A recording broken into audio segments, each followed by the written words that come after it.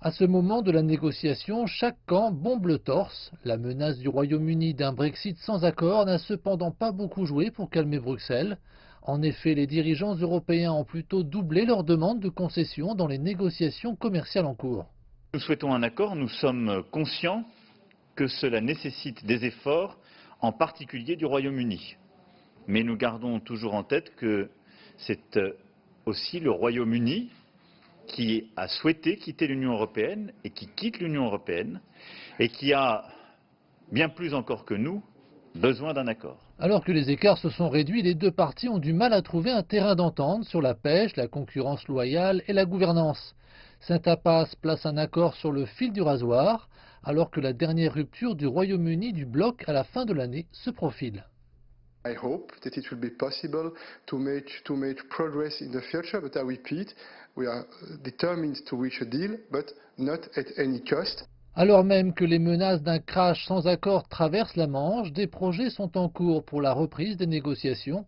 Downing Street a déclaré que les deux parties avaient convenu d'un appel téléphonique la semaine prochaine. C'est moins que ce que Bruxelles recherchait au départ. Auparavant, la chef de la Commission, Ursula von der Leyen, avait affirmé sur Twitter, je cite, que l'équipe de négociation de l'Union européenne se rendra à Londres pour intensifier les discussions. Ursula von der Leyen a été la première à partir, puis est venu le tour de la première ministre finlandaise Sanna Marin. Les deux femmes ont déclaré qu'elles avaient eu des contacts étroits avec une personne qui avait ensuite été testée positive au coronavirus. Le Premier ministre polonais n'est quant à lui jamais venu au sommet. Il a également été placé en quarantaine à Varsovie.